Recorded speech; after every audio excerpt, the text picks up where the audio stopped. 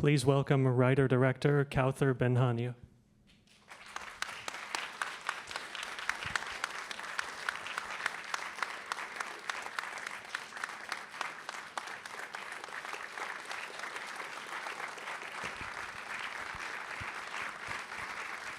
Hello, thank you. Thank you.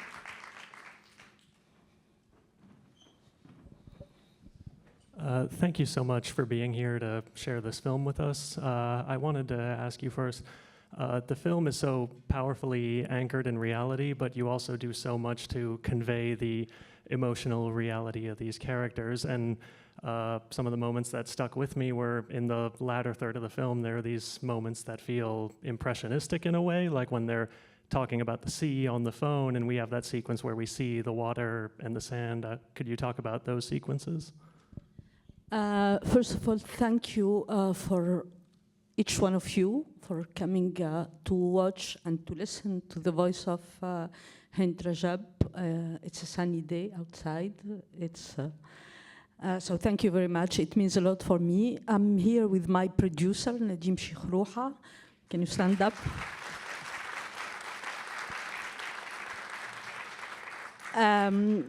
I guess your question is about the form of the movie, how I decided to tell this story in that way. You know, when you have the beginning was the sound. So I heard her voice on internet. It was a small extract published by the Red Crescent at the time during those 12 days when they had no news of their colleague and of Hind also. So it was shared all over internet, and it was a small extract. And when you hear her voice, at least for me, I couldn't go on with my, you know, daily business. And I was here at Los Angeles, actually, when I heard her voice. I was at the airport, and at the time I was doing the Oscar campaign of my previous movie, For Daughters. And I was about to enter in the pre-production of another movie I've been writing since so many years. So I stopped everything, and I contacted the Red Crescent, and they sent me all the conversation, the recording. So that's why I said in the beginning there was this sound, about 70 minutes. And when they sent me those 70 minutes, it was very hard to listen to this recording in the beginning. It's still hard, but so I asked myself how to honor her voice, because it's very, you know, sensitive, and you ask yourself all the ethical question, you know. It was like something very almost sacred given to me, you know, the last hours of a little girl. And my job as a filmmaker was to find the right distance, the right form, the right everything, you know, to honor her voice and to tell this story how the way I felt it the first time. So there was two things.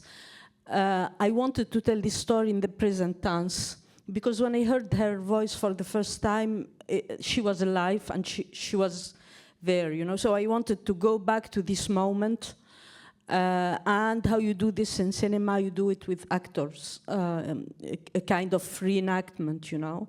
But at the same time, I thought it's a risky choice, because when you talk about actor, we think always about artifice, you know, about lies, and this story was anchored in truth. It was investigated, and the proof are everywhere, you know. On Washington Post, they did the great investigation. The forensic architect also. And I didn't want to do another documentary about giving proof, you know. I wanted to use the tool of cinema to create this precious thing called empathy.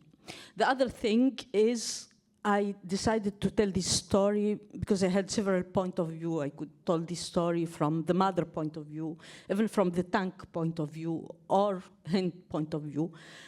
But for me, the right place was to be in the West Bank and Ramallah, far from Gaza, with those who listened and those who tried to help Hind, and those who paid a heavy price while doing this, because their position, in a way, represent a little bit my position and the position of many people around the world, hearing or receiving, on their social media feed what is happening in Gaza and feeling helpless.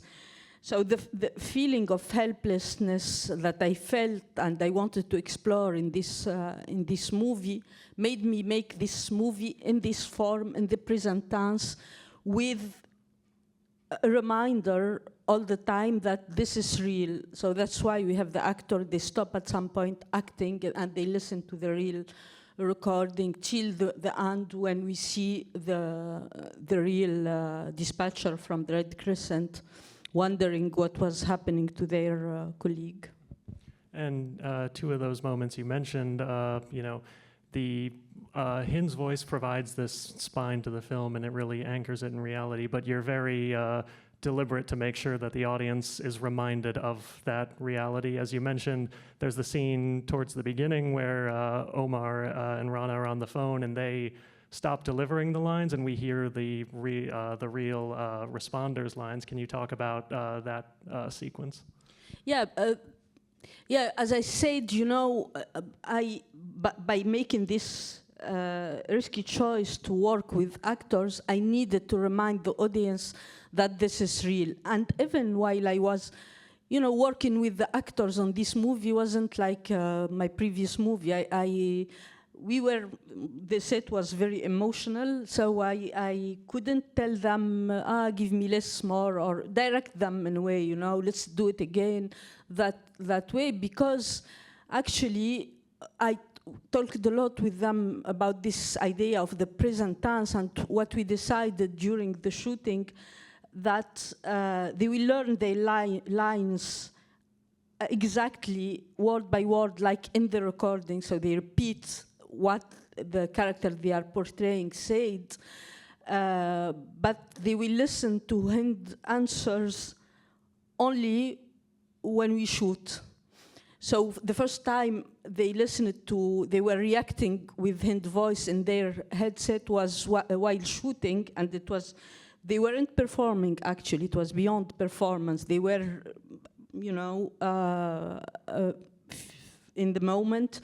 And we shot like long takes, and I know that sometimes I couldn't even, sometimes you have the boom in the frame, and normally you say, cut, let's do it again, I couldn't, because I'm watching my actors being in the moment. So yeah, we have, to answer your question, a lot of moments where they couldn't act. So it became like a meta thing where we stop acting, let's listen, let's go back to this document and to enhance, Hind voice. Till this moment where something beyond imagination happened, which is the bombing of the ambulance. And I received this archive from the Red Crescent. Their colleague was filming them because I think he felt that there is something wrong and they were in denial, about what they just heard. And because this is so beyond cruelty, I needed this moment to go back to the real hero of this story and to put this archive and then to go to what we see in the end, the ambulance, the car, everything. So it's through the movie a reminder that this is true, this happened. And you mentioned that desire to, elevate and remind everyone of Hind's words. And a lot of the times when we hear the recordings, you just show the sound file on the screen rather than any sort of action or scene. Can you talk about putting that emphasis on just the recording? Yeah, so, I'm a person coming from a documentary background, and I know that when you record sound in documentary, it's never clean, and you clean it in post-production because we have a lot of wonderful possibility. And this is a discussion I had with my sound designer, that the recording will not clean it. We'll put it as it is with the interference of the phone and everything, because this is how it was. And in the editing, this is an editing choice, you know. I needed sometimes to forget about the faces of the actor, you know, and to enhance, you know, like to put Hind in the center of the movie. So we are not going through their reaction, you know. We are confronted with the document. And also it's a reminder of this recording also. And you mentioned earlier the doing these long takes with your actors as they're reacting to hearing these recordings for the first time. One of the things that really was so compelling and stuck with me was the way you shoot close-ups. You really linger on their faces and capture all those nuanced emotions. It reminded me of the way Bergman used to shoot close-ups. Can you talk about that visual language? I love close-up. I love Bergman, you know. For me, he's the master of close-up. I love faces. So with my DOP, his name is Juan Sarmiento. He's Colombian, actually. We talked a lot about the handheld camera, you know, because we needed, as I said, we knew that it will not be, how to say, a framing thing, you know. It will be his energy with the actor, you know, capturing their reaction. So as I said, we almost shot everything in one take, like a documentary. And he was with the actor. I mean, it was also, he was very emotional, because I remember before the shooting, he told the actor, I'm lucky I don't understand Arabic, so I will not be affected by the voice of the little girl. And when we started shooting, he was crying, like he put the camera aside, and it took us time, you know, to. This is the shooting where I did the longest break, you know, in my life. But we felt all that we were doing something important. One such moment that comes to mind is when they get the first call, and then the call drops because the caller has been shot. Omar freezes, and you kind of linger on that reaction. Was that always from the archive? Yeah, all this, no.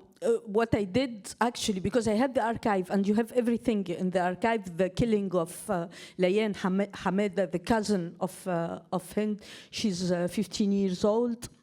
So you have this in the recording, you have all the conversation, you have the bombing of the ambulance, and then to work, to understand what happened in the office that day, I did long interview with Darir, Rana, Mahdi, and Omar, Nisreen. We talked a lot, so they told me what happened, and Omar told me he almost dissociated. He was freezing, so. This is something we tried with Mortaz Malhis, the actor, to portray. Also because he just got a boy, he's a new parent, and he wasn't, you know, when you have a child, your link to the world changed. So that's why he was so emotional. He have an explosive temperament also. So all those elements were told to me by the real character. And then after, when I wrote the screenplay, I sent them the screenplay so they can give me feedback, because it's about them at the end of the day, and they were great partner in this movie. Mm-hmm. And then the way you shoot The Office is really incredible. You know, one of the striking things is the way you use the focus pulls to kind of show these different characters and their different roles within the organization. So we'll be looking at Omar or Rana at their desks, and then we'll zoom out and we'll see Mahdi's office. Can you talk about using focus to kind of tell those stories? Yeah, this is again my incredible GP, Juan. He did a great job, because I wanted a set that looks like the real set of the Red Crescent in Ramallah, and they have this open space, classic open space with glasses in between. So we shot actually in Tunisia. And when I saw all this transparency, it's like you can't escape your colleague if you have a breakdown, and this is something they told me, like when they have a breakdown, everybody's looking to you because they are in this, you can't hide unless you go to the toilet, like Mahdi. He told me I went to the toilet because at some point I can't let my colleague see my tears. So when I saw all those glasses, this idea of levels and layer of the space became obvious is something important to use in the cinematography. And you use that glass to kind of show reflections as well, and we kind of see different characters in different parts of the room. Can you talk about using those shots and those reflections to set those up? Yeah, I mean those shots we did them like I wasn't sure that it will end up in the movie because I love reflection. I did the movie many years ago that was nominated for an Academy Award for Best International Film, The Man Who Sold His Skin, where I explored all those aspects, because it was a movie about art, and contemporary art, all those aspects of reflection and mirrors and, there is a saying, you have directors that like mirrors and you have directors that hate mirrors, I belong to the first category. But in this movie, my first idea wasn't about making it aesthetically outstanding. It's not the place, to think about how the image is beautiful. It's about, I needed to do this movie like a shout, because I was very angry, and I'm lucky enough that I do a job where I can express, my anger. So, but, it's a fabrication movie also. So you have moments like this of research inside the movie.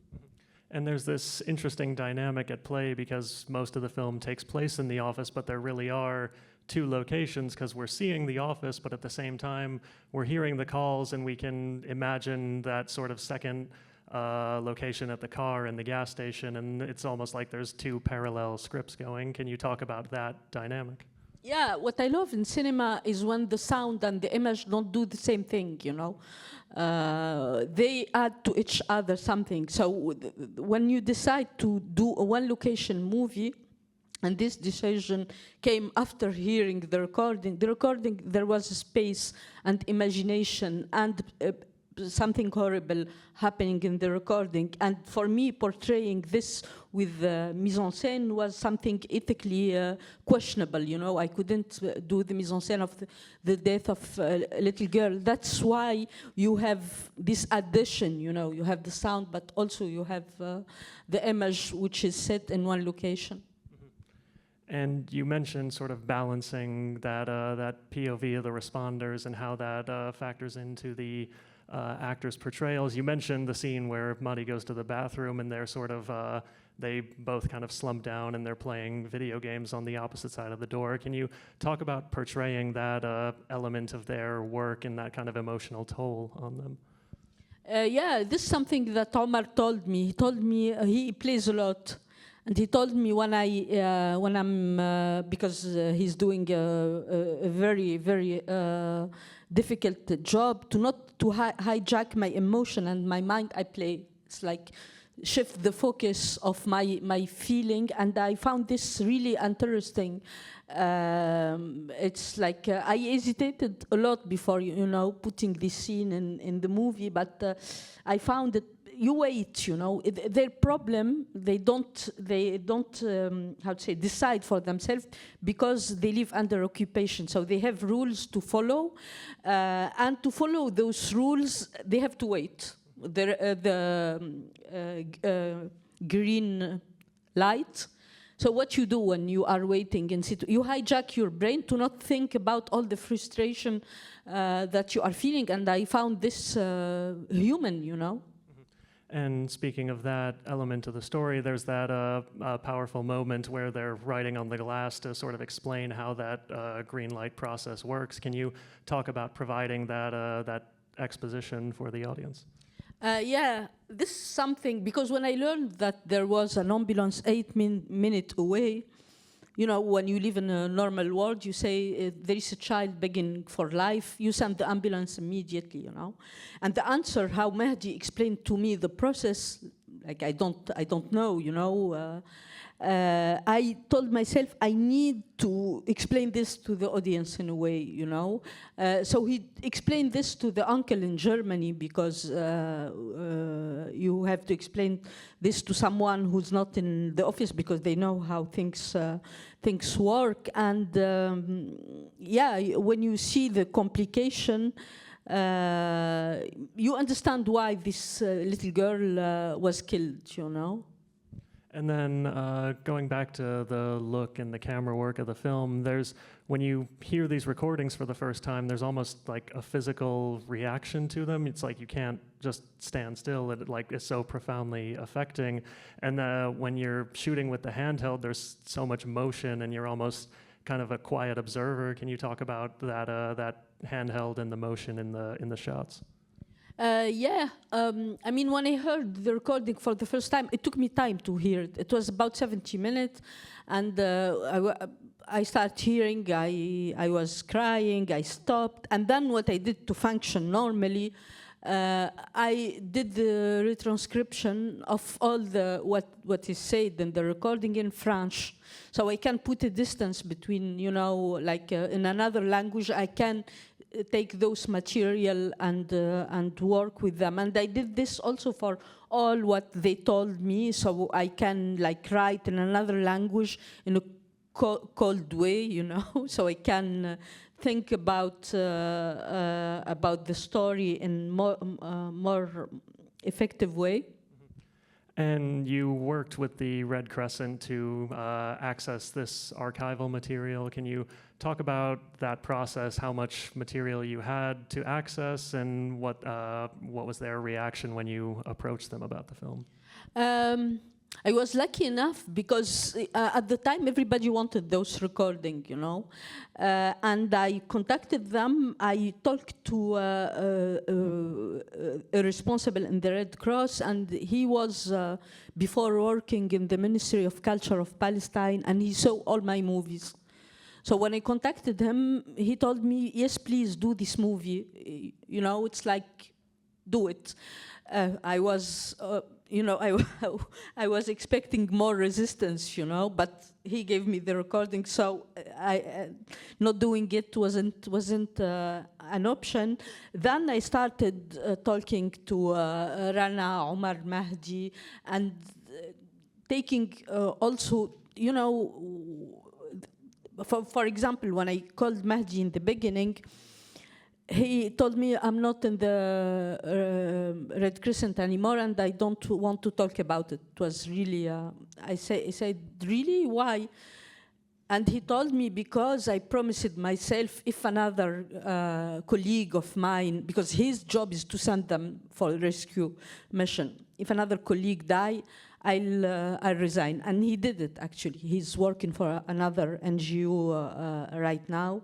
And it took him time, you know, Mahdi, to talk about it. Rana, it was different. So Omar, it was another thing. He talked immediately about his boy and how, since the event of Hind, he had, like, it took him time, you know, to look to his boy in the eyes, you know.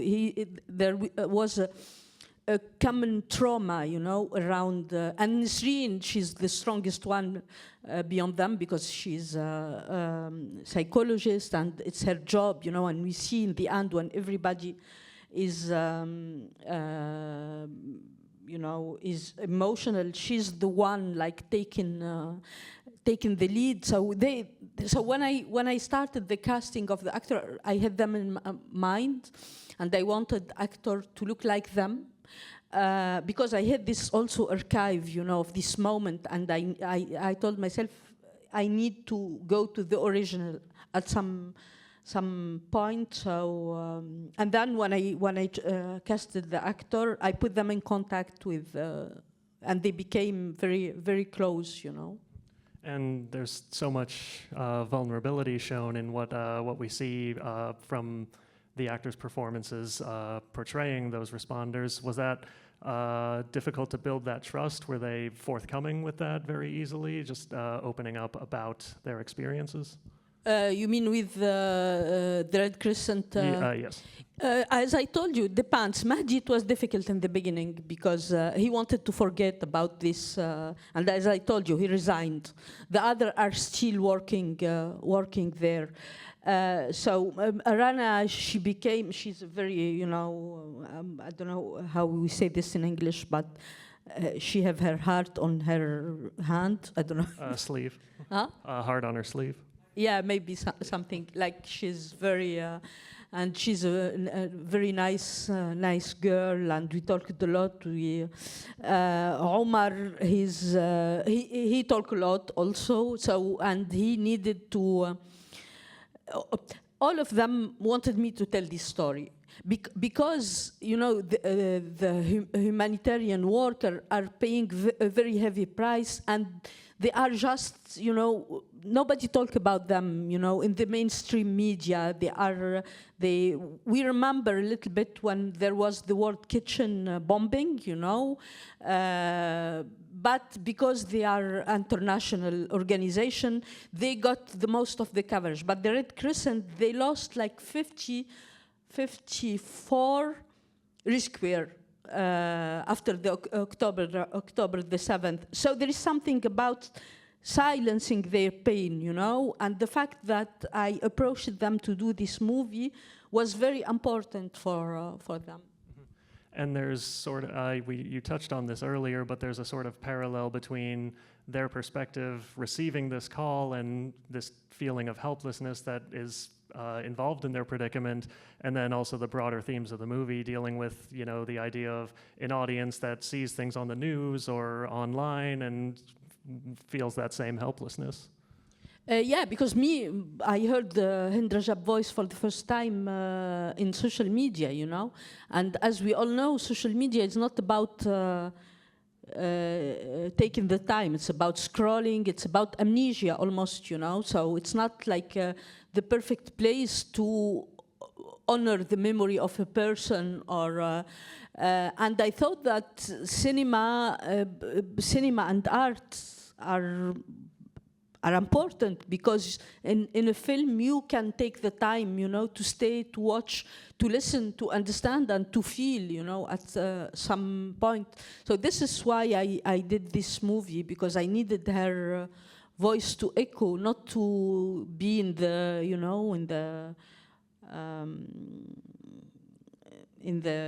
how to say, all the corpse we are seeing coming from this region.